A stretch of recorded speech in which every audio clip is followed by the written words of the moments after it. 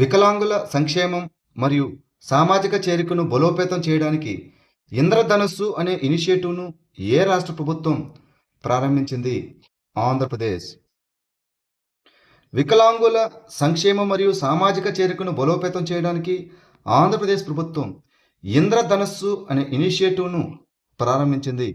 ఇది వికలాంగులకు ఏపీఎస్ఆర్టీసీ బస్సుల్లో ఉచిత ప్రయాణాన్ని అందిస్తుంది మరియు విస్తృత సంక్షేమ మద్దతును కలిగి ఉంటుంది.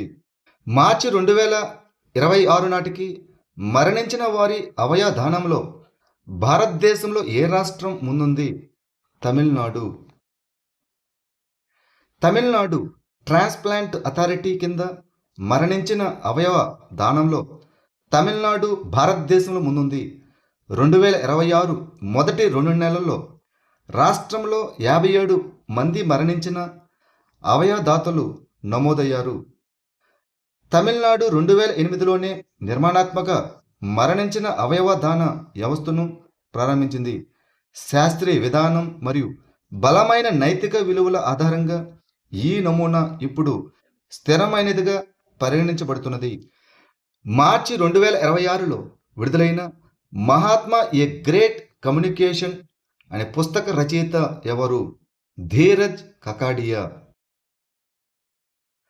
మార్చి 2026లో కేంద్ర కార్మిక మరియు ఉపాధి మంత్రిత్వ శాఖ మరియు యువజన వ్యవహారాలు అదేవిధంగా క్రీడల మంత్రిత్వ శాఖ మంత్రి మన్సుఖ్ మాండవీయ న్యూఢిల్లీలోని రాజ్ఘాట్లోని గాంధీ దర్శన్లో మహాత్మా ఏ గ్రేట్ కమ్యూనికేటర్ అనే పుస్తకాన్ని విడుదల చేశారు. ఈ పుస్తకాన్ని ఆకాశవాణి అదనపు డైరెక్టర్ జనరల్ అయిన డాక్టర్ ధీరజ్ కకాడియా రాశారు. ఇది మహాత్మా గాంధీ జీవితాన్ని హైలైట్ చేస్తుంది మరియు ఆయన శక్తివంతమైన కమ్యూనికేషన్ నైపుణ్యాలు భారతదేశ స్వతంత్ర పోరాటాన్ని ఎలా బలోపేతం చేశాయో దృష్టి పెడుతుంది.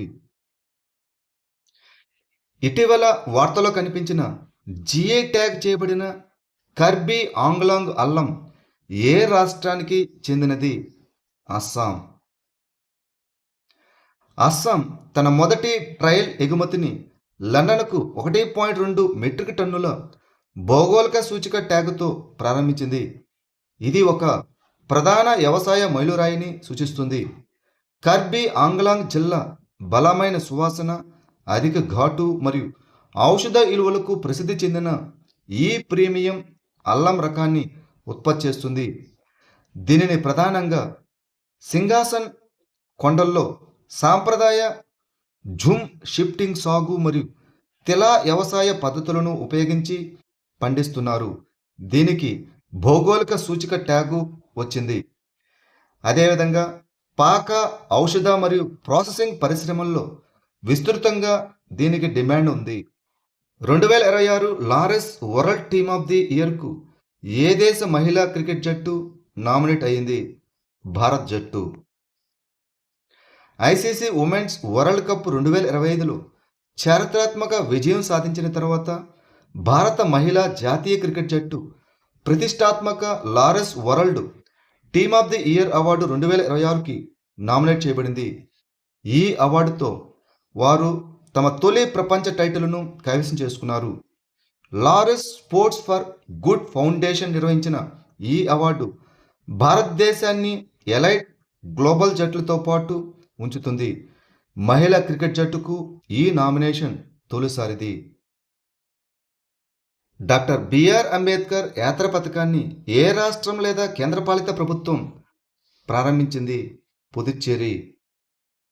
డాక్టర్ బిఆర్ అంబేద్కర్ యాత్ర పథకాన్ని అనగా భారతదేశంలో డాక్టర్ బిఆర్ అంబేద్కర్ జీవితంతో అనుసంధానించబడిన ప్రదేశాలను సందర్శించడానికి డాక్టర్ బిఆర్ అంబేద్కర్ యాత్ర పథకం 2025 అని కూడా పిలుస్తారు. దీనిని కేంద్రపాలిత ప్రాంతమైన పుదుచ్చేరి ప్రారంభించింది. దీనిని ప్రారంభించినది పుదుచ్చేరిలోని ఆది ద్రవిడ సంక్షేమ మరియు షెడ్యూల్డ్ తెగల సంక్షేమ శాఖ.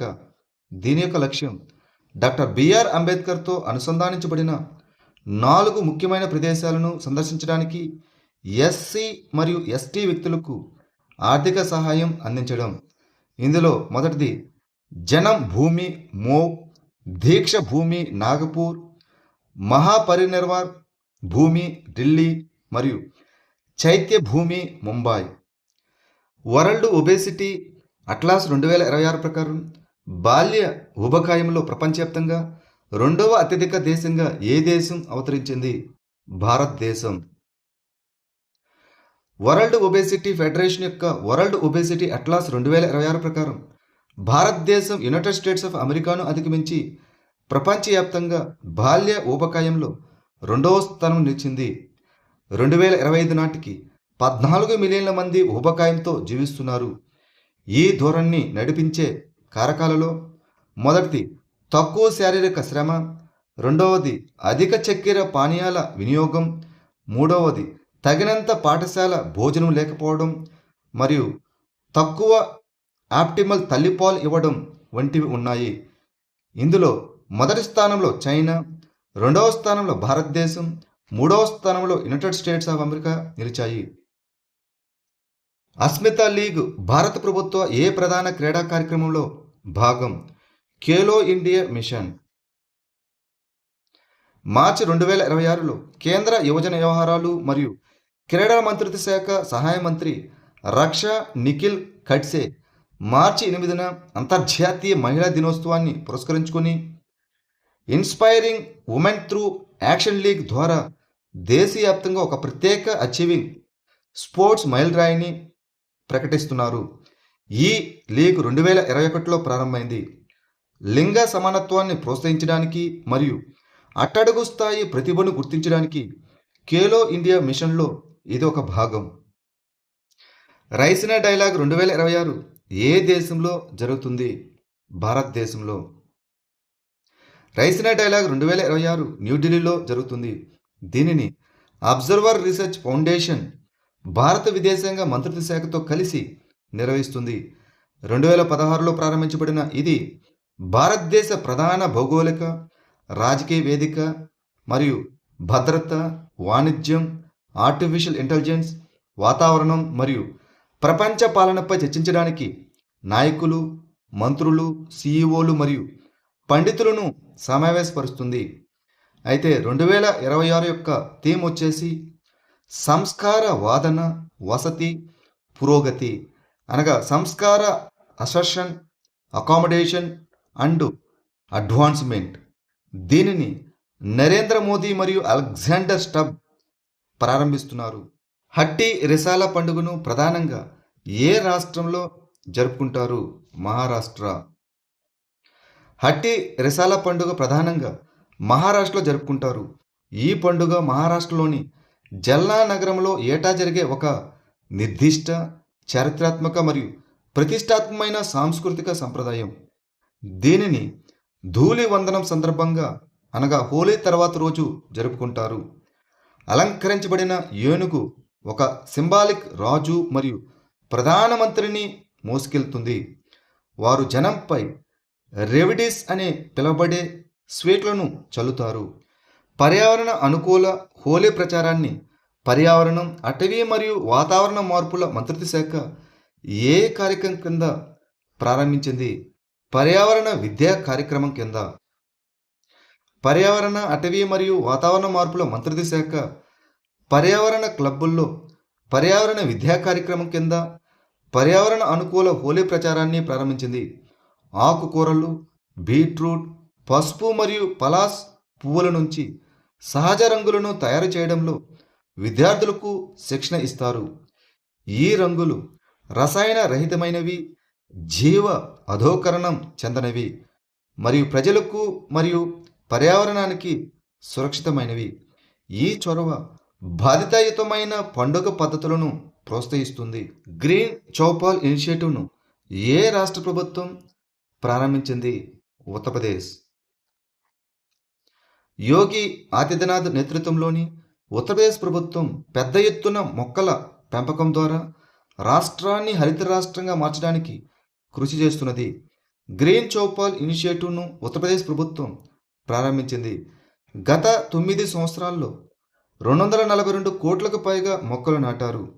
India state of forest report 2023 ప్రకారం అటవీ విస్తీర్ణం 559.19 చదరపు కిలోమీటర్లు పెరిగింది.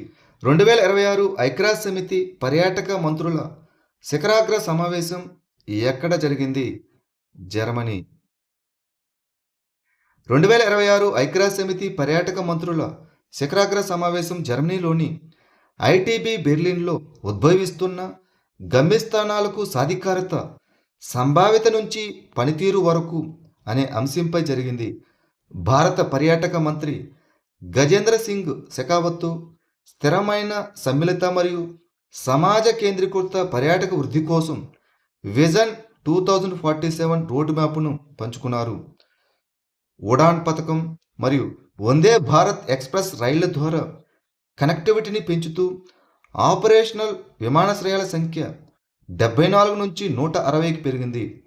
స్వదేశ్ దర్శన్ మరియు ప్రసాద్ పథకాల కింద పెట్టుబడులు వారసత్వ రక్షణ, మౌలిక సదుపాయాల అభివృద్ధి మరియు స్థానిక సమాజ ప్రయోజనాలను ప్రోత్సహిస్తాయి. ఇటీవల వార్తలో కనిపించిన మోనిలిగాస్టర్ గిరీషి మరియు ద్రావిడ రెనాల్సీ ఏ జాతికి చెందినవి? వానపాము జాతికి. మార్చి 2026లో పశ్చిమ కనుమల్లోని సైలెంట్ వ్యాలీ నేషనల్ పార్కులో మోనిలిగాస్టర్ గిరీషి మరియు ద్రావిడ రెనాల్సీ అనే 2 కొత్త మోనిలిగాస్టెడ్ వానపాము జాతులు కనుగొనబడ్డాయి. చెంబుట్టి సమీపంలోని ఉష్ణమండల తడి సతత హరిత అడవిలో మోనిలిగాస్టర్ గిరీషి కనుగొనబడింది. దీనికి జియోలాజికల్ సర్వే ఆఫ్ ఇండియాకు చెందిన పి గిరీష్ కుమార్ పేరు పెట్టారు. ఇక సిస్పారా మరియు అంగిండా మధ్య ఉన్న పర్వత గడ్డి భూముల నుంచి ద్రావిడ రెనాల్సీ కనుగొనబడింది. దీనికి కెనడియన్ నిపుణుడు అయిన జాన్ వారన్ రెనాల్డ్స్ పేరు పెట్టారు. అటుకుల్ పొంగలను ప్రధానంగా ఏ రాష్ట్రంలో జరుపుకుంటారు? కేరళ. అటుకుల్ పొంగలను ప్రధానంగా కేరళలో, ముఖ్యంగా తిరువనంతపురంలోని అటుకల్ భగవతి ఆలయంలో జరుపుకుంటారు.